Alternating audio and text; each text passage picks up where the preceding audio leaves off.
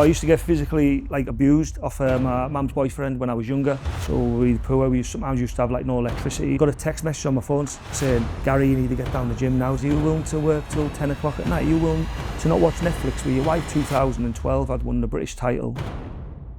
My name's Garry Bell. I come from a little place called Tarry. It's just a little council estate, and that's where I was brought up. And I came from really tough background, hard beginnings. I've always loved martial arts from a kid, and I think that's the main thing that has turned my life around. I used to get physically abused off my mum's boyfriend when I was younger, and he used to beat me up more or less every day from the age of 11 till 15. One day when I was 11, I seen this magazine of Jean-Claude Van Damme.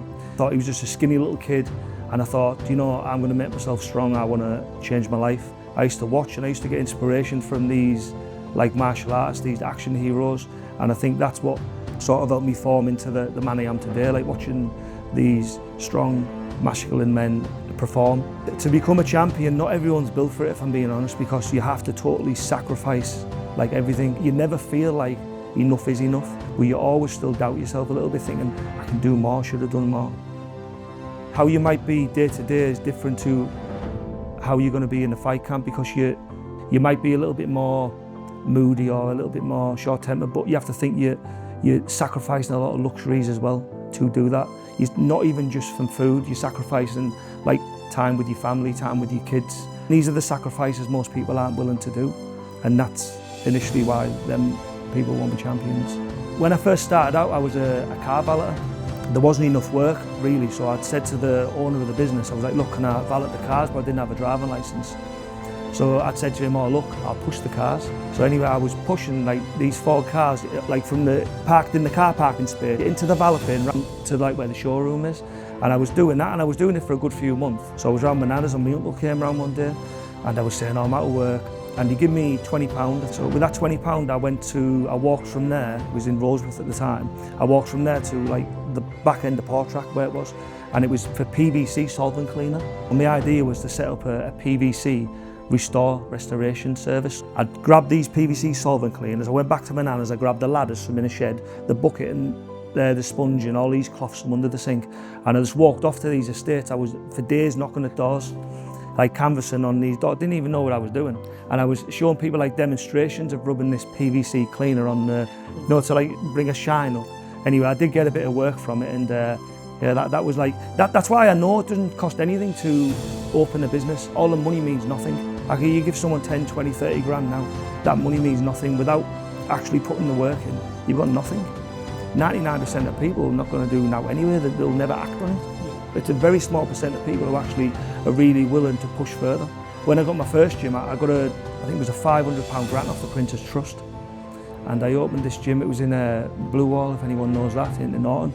So I opened it there, and I'd saved £500 up myself, so I had £1,000. So I'd opened this gym in this little unit, and the landlord who had the property told me it was eligible for the use. So I'd spent this money in there that I'd had. Didn't have much in there, by the way, but it was a floor and stuff.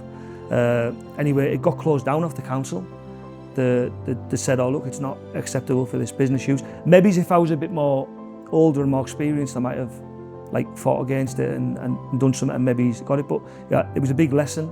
And anyway, I lost it, the gym, lost the business. At this time, my son had been born, and it was coming up near Christmas, it was December, and I'd had £550, and I'd rang my wife. It wasn't my wife at the time, and I was like, I've put some money down on a building, and I said, I've got no money now though. I've got no money for Christmas, I've got no money for now. And I put this money down on this building. It was the full £550. I didn't have no money for next month's rent. I didn't have no money for Christmas. I didn't even own a pad. I didn't have one member. She was like, what the fuck have you done? So I was like, oh, I'm gonna make it work. When I first started my gym, people would say to me that you'll never make a kickboxing gym a business, you'll never do it, it's impossible to go and get a proper job, Gary. They're the things that people would say, but they're the things that your family will say, they're the things that your mum and that might say. At that time, I didn't have no money. I was robbing Peter to pay Paul. I was putting my hand in my pocket, feeling my leg. It was hard. Some weeks I'd pay for the gym rent, and then I was like, oh fuck, I have to pay for my house rent now. So the landlord was getting it, or my other landlord was getting it, do you know what I mean? It was hard, many years like that as well. We get brought up in a society where it's go and get a job, What about like somebody who wants to do something actually different, who wants to be a business owner? Like, where's the help for them? Like, I left school with nothing. I haven't got no qualifications at all. I'd had the business, it was thriving actually. I was smashing it, and all of a sudden it was last year. I think it was September last year.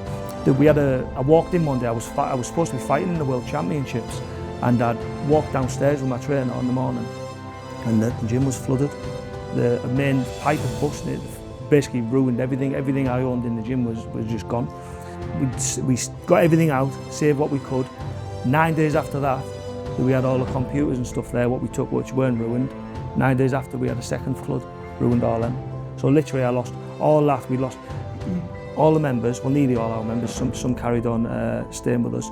Anyway, so we lost the business, and eventually I had to find a new premises. So luckily, there was a place not so far away, and it was crazy this, because when it first flooded, I looked for it, and the landlord didn't want to give me it because it can have a bit of a stigma to it, like kickboxing, fighting. Like, we got this new gym, but I was out of business for like over 6 months, and I had like five or six people that worked for me. So within that time, I had to pay all them. Do you know, even when you're down at rock bottom, sometimes you need to be able to like pivot and just come up with new ideas. Because what I didn't want to do actually is, when I opened the new gym, I didn't just want it to be the same. It had to be better, because it couldn't just be the same. If it's not better, there's no point doing it. It's so easy to just stop, yeah. Or it's so easy to go into something else, or it's so easy to even kid yourself and take a little bit of an easier road. Like, how many times I've done it, like, even think about yourself. Now, you've probably want to do something, and then you'll know there's a few different routes you can go down to do what you need to do, but sometimes you might take that easy route because it's faster. Yeah, because people always want everything now. And are you willing to put them work weekends? Are you willing to work till 10 o'clock at night? Are you willing to not watch Netflix with your wife? There's times in life when you just need to just push forward for that dream. That resilience of not stopping and just keep pushing and pushing and pushing. And you need to be resilient to it as well, where you don't want to like quit. Because a lot of people, when you're struggling as well, will say, oh, do something else, or it's not going to work. If you've got anything you want to try, just do it, man. Yeah, don't be scared of what other people are. All scared about what your friends think or what other people think. Like, don't be. Yeah, years ago I used to only chase, not chase money, but I would say I wanted money. So I used to think of money more than anything. So I was like, oh, I need fucking money. I need money. Probably because I never had any, but I just needed money. And it was only when I changed my total thought process to thinking more about growth. Not even just growth in the business, like growth in myself. So like, how can I grow? How can I be more, like, how can I be more of an investment to you? I mean, how can I be more of an investment to my members? And by doing that and investing in yourself, you shine more, so more comes back. So, and that's what I found. The more I invested in me, and the more I invested in my business with growth, and just looking at numbers in the sense of like trying to gauge more members and trying to gauge like more, I don't know, just like that momentum. That's when I've noticed more money coming. Like, money comes from that. I always set goals constantly. Yeah, I don't just think about stuff. Normally, if I say I'm going to do something, I just do it, and I'll think about how I'm going to do it after that. I won't just keep procrastinating over it and keep thinking about it. I'll just actually do it. Like, the people that work for me, like, when they first start, they think I'm fucking crazy. Because I'll do something, I'll say, right, we're going to do this, and all of a sudden, and then I'll just do it. I'll make the changes straight away. And even a few weeks after, a month after, we'll be changing that same thing again. But I always say to them, if I didn't start doing it now, it wouldn't have started.